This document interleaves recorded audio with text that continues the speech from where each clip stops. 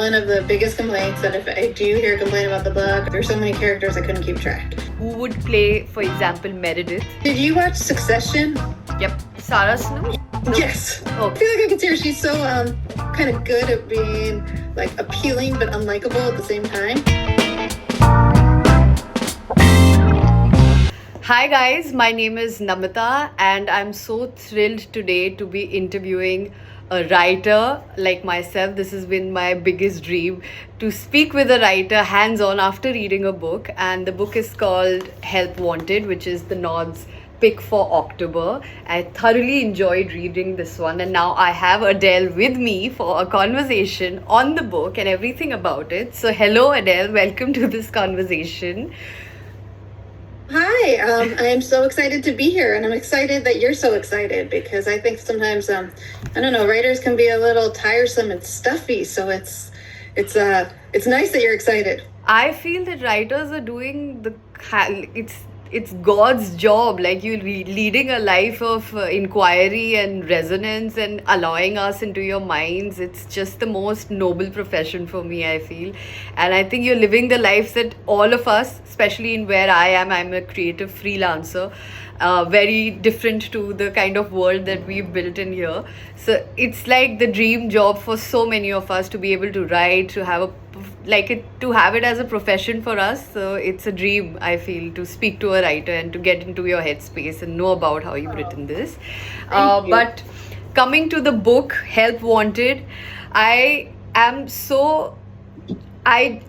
finished reading the book yesterday, and I have to tell you that as a person who I just mentioned, I'm a creative freelancer who's totally adrift, who doesn't have a job, a regular 9 to 5, a wage coming in, or, I'm not a part of any labor force. This was such a refreshing insight into what it means to be a retail worker, to work in a big box store, I actually would love for you to give us a quick summation for anybody who's not read the book, as how would you just quickly summarize this for us so that we can just go ahead and then dive deeper into the other aspects. Sure, yeah. No, I think that's a great place to start.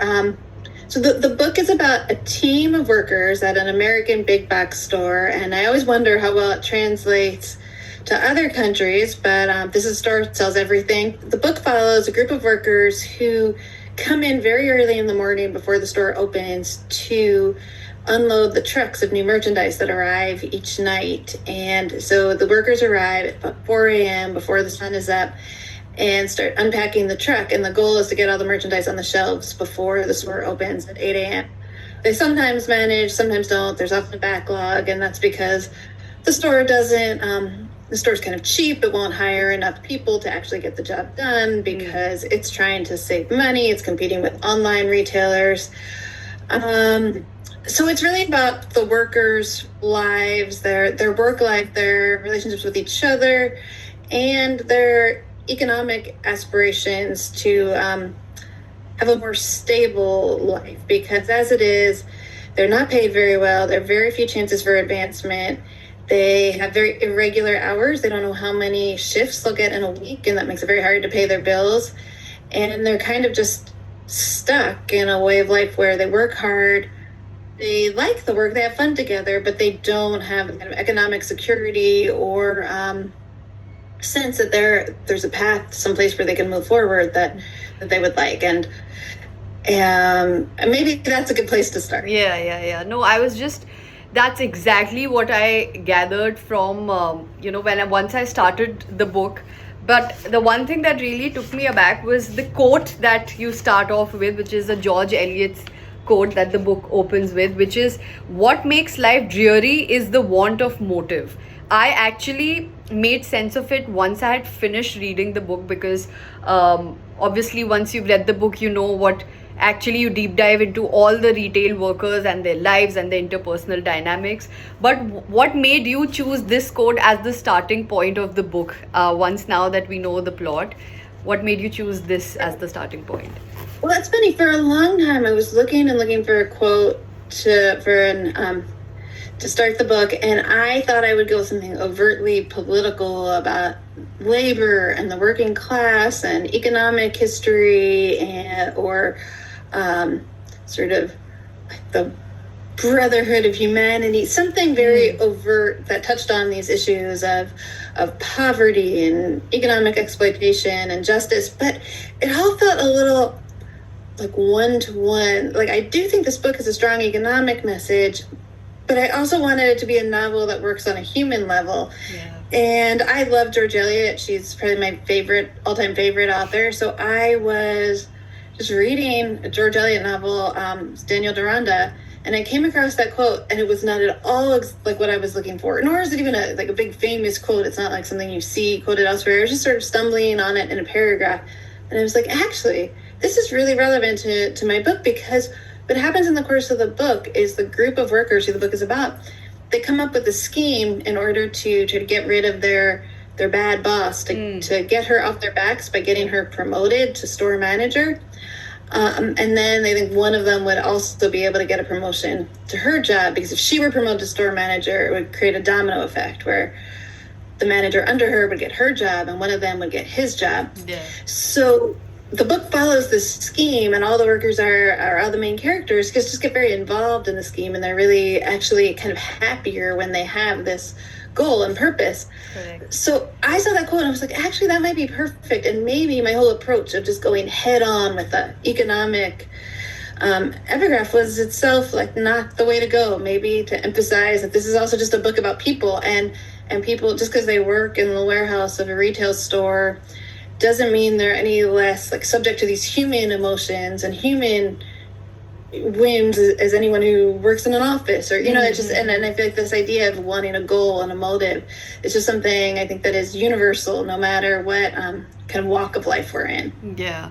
Actually, I was just thinking that we look at corporate life or people who are in, like, particularly the retail industry, that everybody is kind of interchangeable, everybody is replaceable, and you've also made this kind of a chart in the beginning of the book, which is ironical to me because, in the end, everybody can be replaced and reshuffled, and, there is actually not much of a difference in terms of probably their life quality, because much of the work would remain very banal and extremely, driven by not by any sense of possibility. Or there are a lot of characters in the book who wanted to be creative artists and have ended up in a job which doesn't give them much movement, in terms of movement being the also the name of the big box store, but it doesn't actually give them any movement in life to make decisions or to be, or have any kind of a life that is consumed with possibilities. So that is something that really intrigued me. So what was the purpose in making this chart? And like you said, that just a small reshuffle gives them a sort of a motive which makes their life more interesting and gives a different texture for those few days when they are actually, trying to get the store manager to change. So what was your thought when you had put this chart? Because it's a very interesting choice. Well, I'm afraid I love your analysis, and I am afraid my actual answer will seem so boring in comparison. But honestly, the big motive was to help readers keep track of all the characters. That's because this is a book with a lot of characters. Yes, that's true. Actually, I've written honestly, down the name of characters and some of their backstories so that I don't forget, because obviously there are like 8-10 key characters, so I wanted to keep track of them. Yes, that's true. Right. So really, that was the reason for the org chart. The org chart was to help readers. And honestly, there used to be more characters because I wanted to give a sense, like in a real store, there would be more people on this team of movement than just the 10, which 10 seems like a lot of main characters for a book, but it's actually a big store. You'd really have more than that. So, and I wanted the book to feel realistic. So I originally had more characters, and then the way it works, the first person I gave my book to professionally was my literary agent before she gave it to the editor who works, the publisher who would ultimately publish it. She was like, there's too many characters, readers can't keep track. And I was like, oh, at least you're just you're being too concerned with like trying to attract readers. I'm trying to tell the truth, and we need to have a lot of characters. But she persuaded me in the end. I took out one and then give it to the editor. He says the same thing. Okay. He's like, it's great, but there's too many characters. Readers aren't going to be able to keep track. Um, and it's a real challenge, and I do think that they were both right, and I was being a little like pretentious and highfalutin to think like, no, I just want to tell the truth. Readers will manage, but so they did persuade me to cut a couple characters, and then we got the idea to put the org chart in to just help readers so they could sort of flip back. Nonetheless, I have to say that one of the biggest complaints that if I do hear a complaint about the book or I look on Goodreads, there's so many characters I couldn't keep track. So I have to give my agent and my editor credit that they were right in anticipating what would be difficult for people when reading the book. For me, though, it was very important to have this group protagonist because I really, really wanted to write a book that was about the camaraderie between coworkers, and that really got it. Also, I think something that's true about capitalism and how it works. Like, I wanted to show this group of people and each person being exploited a little bit. I didn't want to have one main character and have every bad thing happen to them.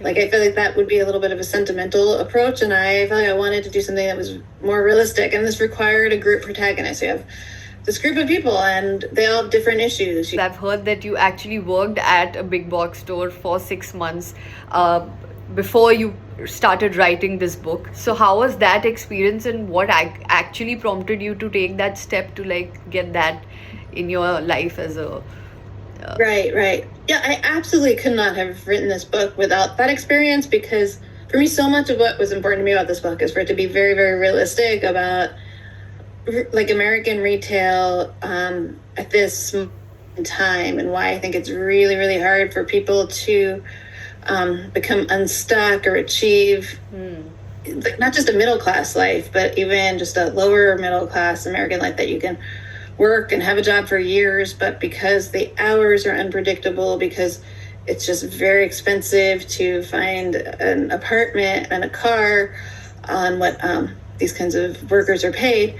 I really wanted to tell the truth, or to capture this truthfully, and the only way to do it was to really spend time in that setting. And I learned so much about just how the store worked, and I really tried to capture it very accurately. So the book and working in the store for me are like very much intermingled. It wasn't like working there just gave me a little bit of color. It's really the heart of it that I tried to be very, very truthful about the real work experience of many American workers. In terms of why I did it, it was sometimes I still struggle to answer that question, because my first novel was really different. It was about the love lives of educated writerly types in Brooklyn. It just couldn't have been more different. Just the romantic and psychological problems of middle class people. I think for me, what it was is that politics, the political situation in the U.S. just like came to preoccupy me, and I just couldn't see spending a few years just thinking about middle class problems. And again, not that I think there's anything wrong with it. Like, some of my favorite novels are about middle class people's romantic problems. I love Jane Austen. She wrote 6 brilliant novels about the courtship issues of young upper middle class British women. It's not. I think it's a novels should explore personal life. It's a valid subject. But for whatever reason, I was just very distracted by the news and just concerned. And I felt like where I decided to go with that was, what if I get a low-wage job and just try to expand my knowledge of the world and understanding of the world I live in? Maybe this will help to elucidate what's going on politically that I find so disturbing. So I think that was my motive. But I never would have predicted it in advance. I feel like early on, I thought I would just write novels about personal life. I sort of wish politics didn't feel as pressing as it does, not just in the U.S., but I think for you, just globally, it's kind of harder to ignore it than... Yeah. I think that's the thing about politics, when we think that we are very distant from it, when we are right in the thick of it, and people think that, it doesn't affect us. It's some monolithic entity that is just operating on its own, but it actually seeps into all our quality of life. Like, it's all politics. Even reading is now a political act suddenly, because, you're trying to fight against forces of AI and artificial intelligence. There's also commentary on automation in the end of the book about how in this book, obviously, there's that possibility is that the automation is not going to happen for some time. But what is your take on that? Right. My thought in the US is actually that the fear of automation is too often used as a cudgel to prevent workers from asking for more pay. There's this argument that, oh, as soon as you do, then the jobs will just be replaced by robots, and then they'll have no jobs at all, and then it'll be even worse. But I think that that is often overstated. And what I tried to show in the book is the jobs are actually quite hard to replace with automation, because you can replace some retail jobs, like obviously checkout in some stores has been replaced with automatic systems, but you still need a person there to make sure people aren't shoplifting, to help with the inevitable problems. And then, at least in the US, some stores that have done automated checkout are now moving back because it's just not working very well. But I think that with the job that the characters do in my book, which is a reader you see up close and personal, it's like, good luck finding a robot who can do that, because they are taking things out of boxes, putting them in a store, but the store itself is imperfectly laid out because you have customers in there and they put things in the wrong places. So it's not possible. It's like you need to unpack things, put each thing away, and then you need to move things that customers have misplaced and they're in the wrong place. Like, it's not like, I think that in the course of the book, corporate considers automation but realizes it would just be too expensive. Once you started writing the book, how did you start? Did you have this end in mind? Did you have what was the premise that you began with? Like, is there a process with, I'm sure every book is different, but with this one, how did you start? Like, did you want to do you were very clear about all the pitches that you wanted to do? How did you just envisage this? Absolutely. Yeah. As I said, I worked at this store for 6 months and I knew I wanted to write about it. When I first got a job at this store, I didn't know for sure I'd write a novel about it. I just wanted to sort of expand my knowledge of the world. And I thought that maybe what would happen is that I would work at the store and I would meet someone who was from a very different background than the people I tended to know through my writing world connections of people who went to a certain type of college. And then maybe I would make a friend who had a really interesting life story and they would give me permission to fictionalize it. Like, that seemed like a possibility. Instead, what happened was, after about just a few weeks at the store, I was sure I wanted to write a novel set at the store and about the store. And I think that was because I was really struck by two facets of it. One was just like how great a setting for a novel a big box store was, just in terms of a lot of comedy and pathos, just sort of a rich novelistic setting of just, if you imagine me like the middle of the night, this group of people of all different races, ethnicities, gender, sexuality, they're all just like hanging out, unpacking consumer goods and cracking jokes. And it's just like a great setting. And then the fact that there's all this scheming and gossip, just like any other office, was like, oh, it would be a really fun setting. So there's that element of just wanting to capture the fun of the store, then mixed with the fact that there was just a degree of economic exploitation that I thought would be surprising, at least to a lot of middle-class American readers, that I think as Americans, we tend to believe that we live in a country that's fairly fair and just, and that people are willing to work hard. There are opportunities for them, maybe not to be rich, but to just do okay. And I think a lot of well-off people believe that as a way of feeling better about their own lifestyle. And I think you sort of think people in jobs like this at the store, if they're stuck in such a job, it's probably because they don't work very hard or they're not very reliable. Maybe there are mental health issues or addiction issues. And that's very sad, but it's not really the store's fault. And the degree to which what I saw just kind of contradicted that like middle class American narrative about the poor. Like, I just saw people who worked really hard, who showed up on time day after day, who did their job very well, and there was just no opportunity for advancement, nor do they even make enough money for just a stable life, as I said, an apartment and a car, just because the hours would be very unpredictable. And so I really wanted to communicate that I think that the kind of economic conditions that are very real for a large segment of the American population today are just kind of more unlivable than I think many middle class people tend to realize. Yeah, I think I can extrapolate the same living condition to a lot of segments of what happens in my country also. And I'm sure a lot of people who read that would see a microcosm of that around them as well.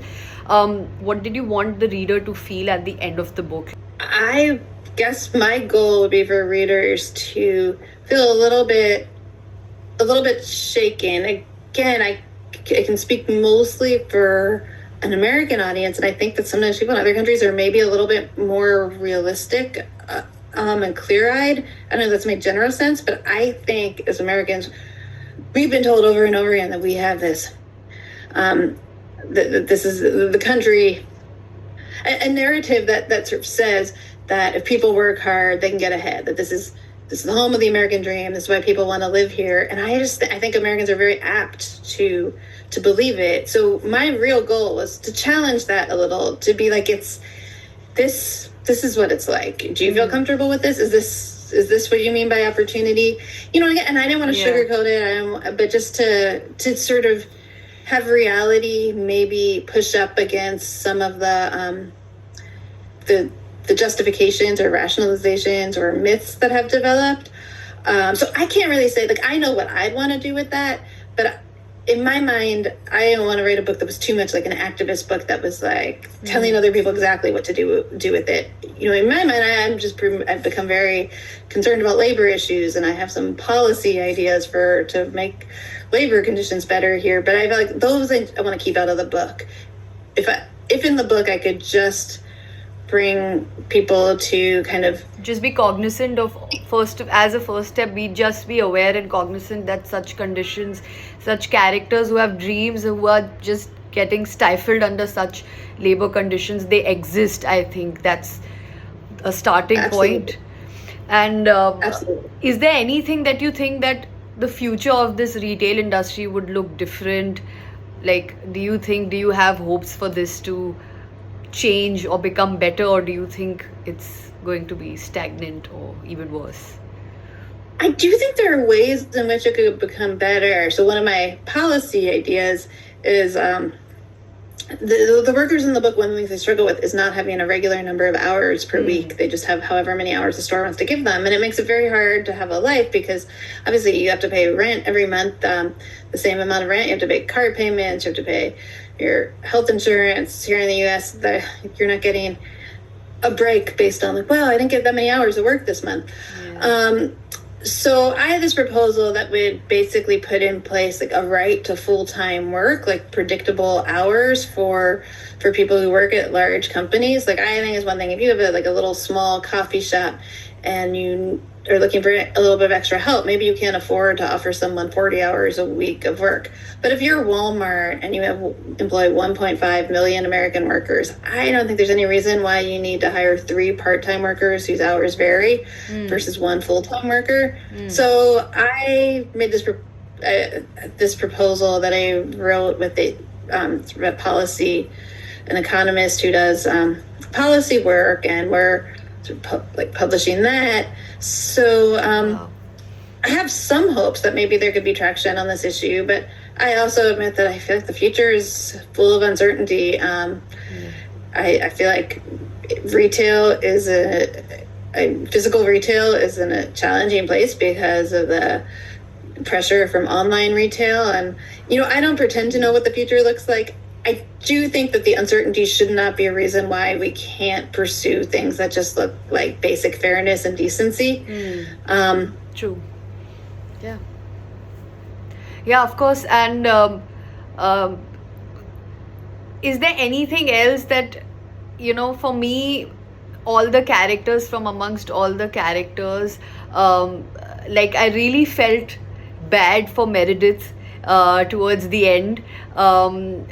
What did you think? Who is your favorite character, or any character that you've drawn from actual real life, because you've actually worked at a big box store? So were there any real characters here? How did you give them so much of depth?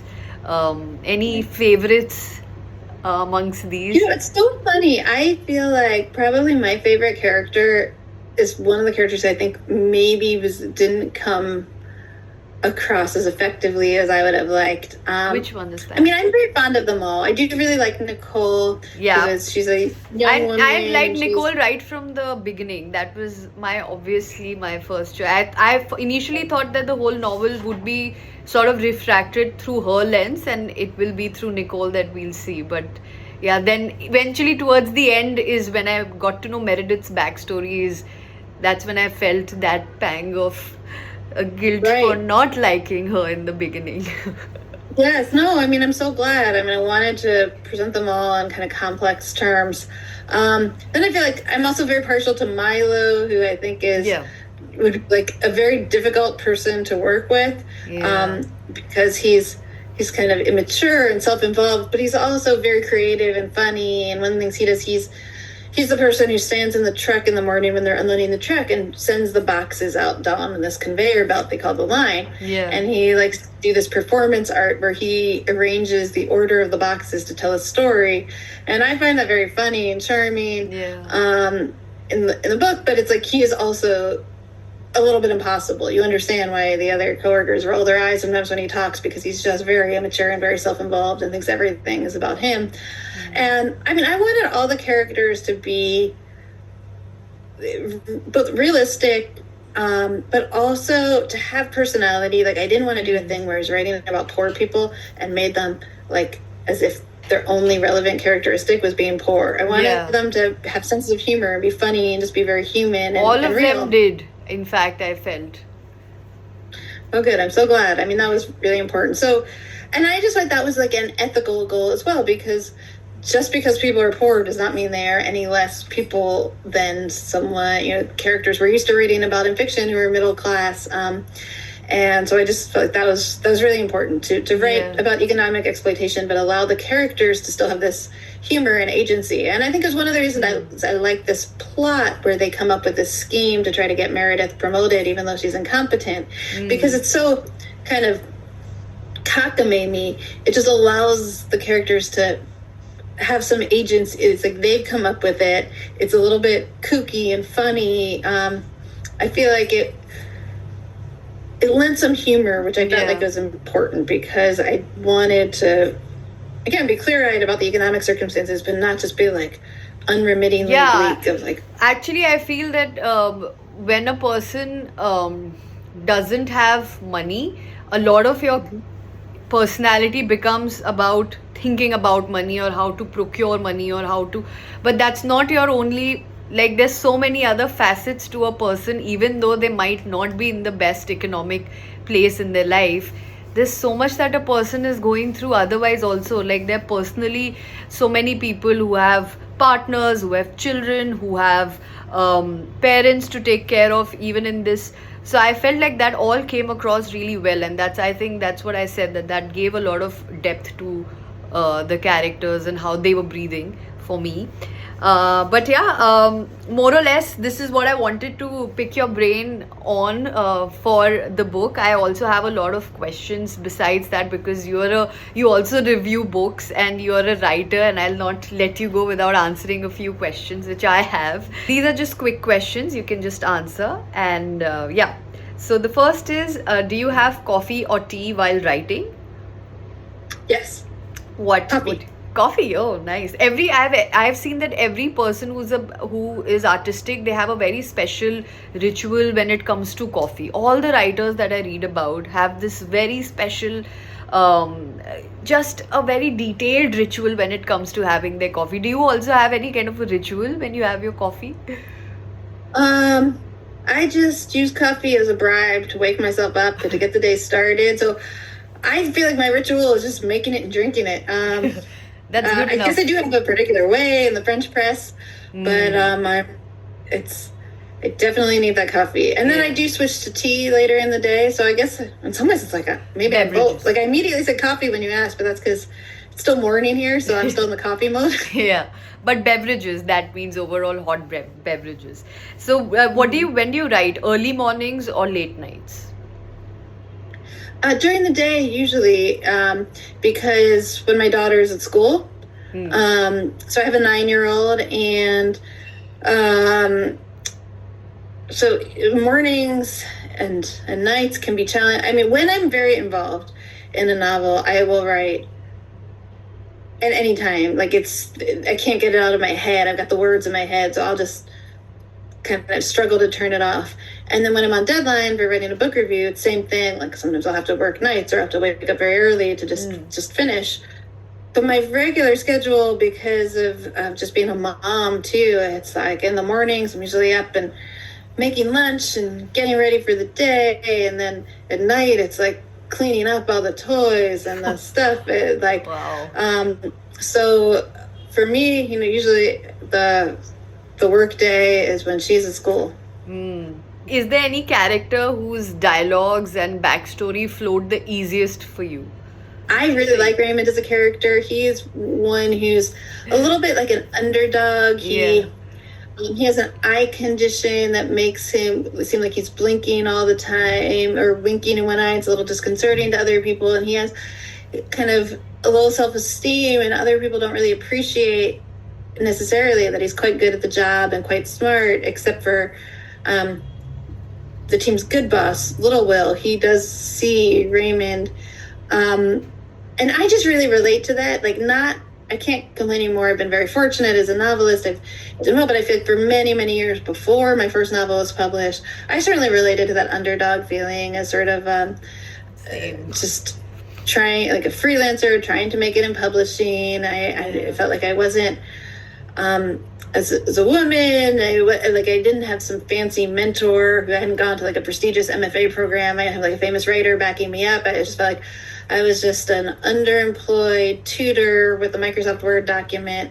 And so I relate a little bit to that sense of an underdog mentality. And is there any scene which took you the longest to write?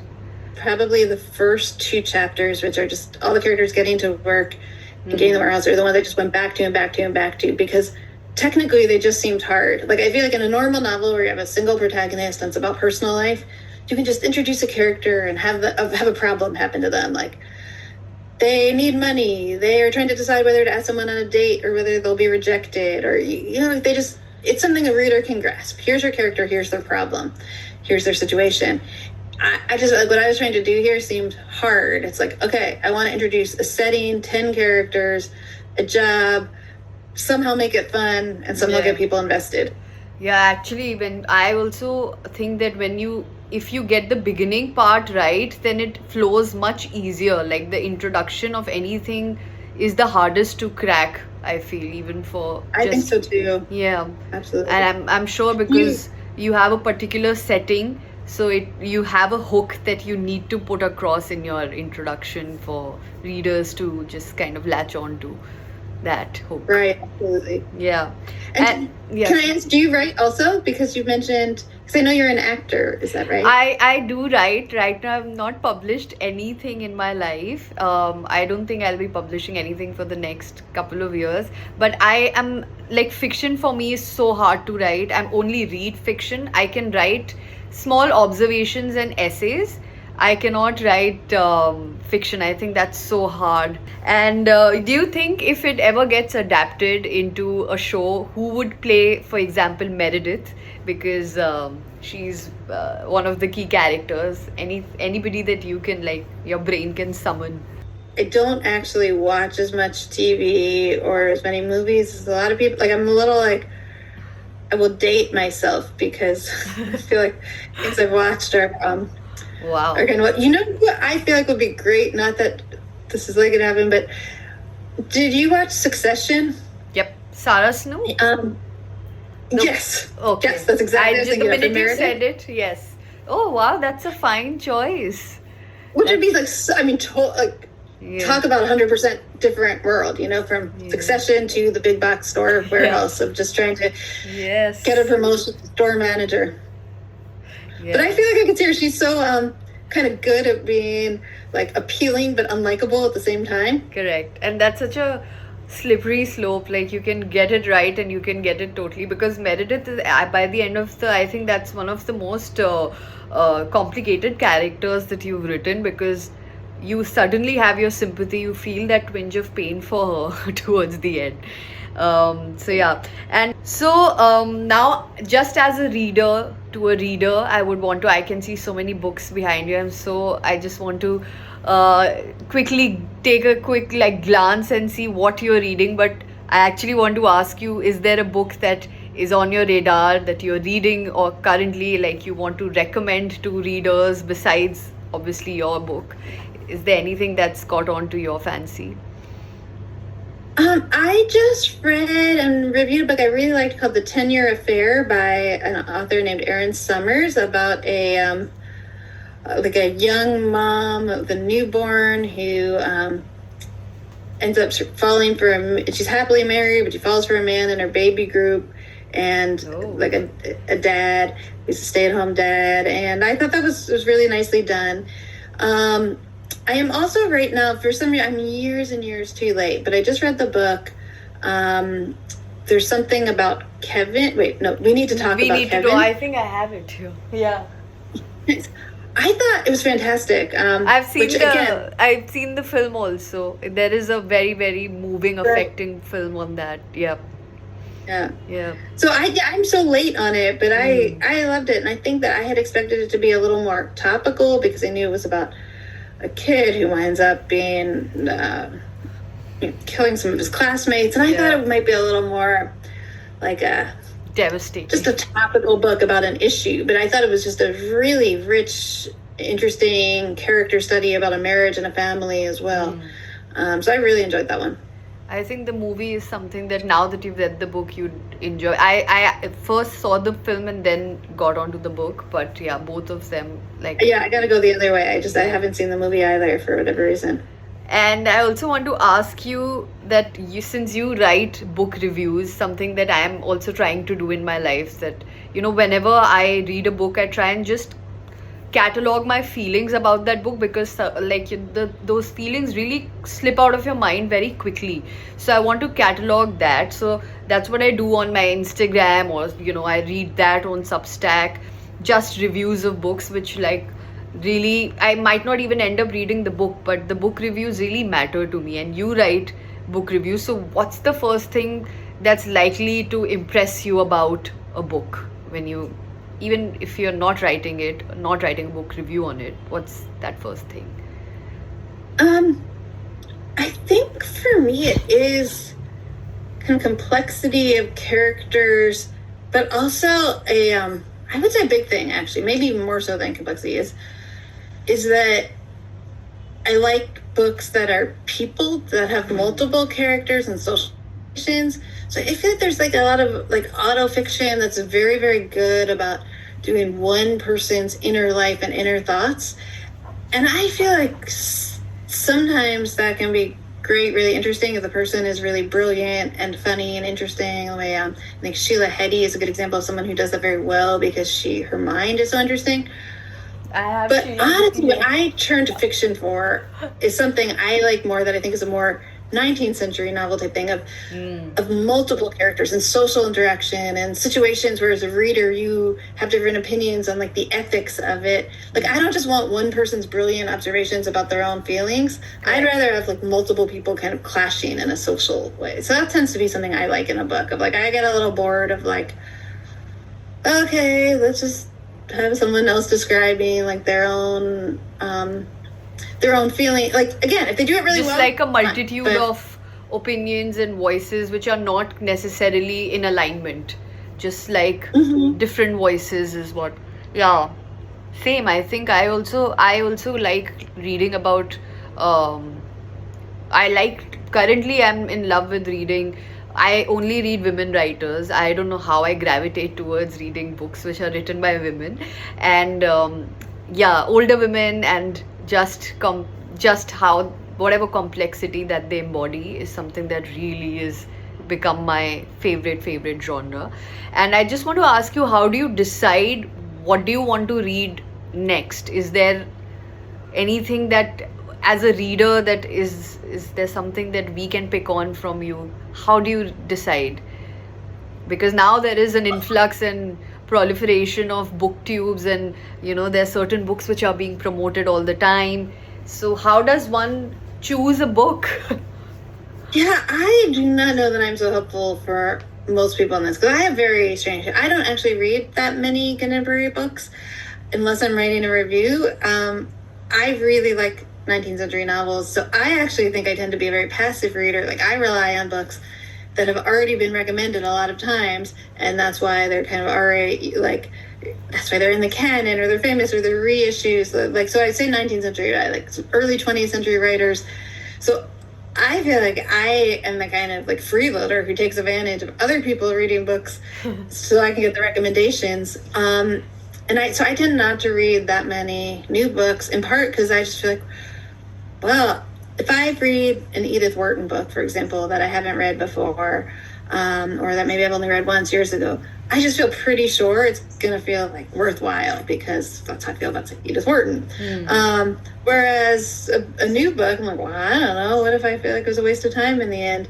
So, but if everybody did what I did, then we wouldn't have people telling us what books are good. So I'm a freeloader. I like to read older books that have been sufficiently recommended to me many times.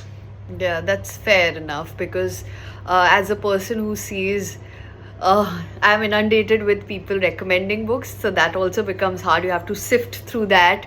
So sometimes I'll just go into a bookshop and I'll just pick up a book, read the blurb, like how I would choose a book back in the day when I was a kid. I sometimes completely do that now because I'm only following book tube and book reviewers, and that's also sometimes I feel it takes a toll on you. Don't have any distinction about how your reading taste is developing, so you need to have your own voice. So I'm trying to build on that. But thank you so much. I've taken enough of your time, and I hope you enjoyed this discussion. Is there anything else? Absolutely. Thank you so much for these questions. It was really lovely, and I really just appreciate your questions so much. Thank you so much. I had a great time reading this, and I can't even stress on what a privilege and honor it is to just speak to you. And all my friends were cheering me on. They said that you're going to speak to a writer. Have a great time. You don't know, I was a bunch of nerves today, but oh my goodness. Well, I appreciate it. It's a great honor for me. So thank you for your interest. I'm thrilled we got to do this.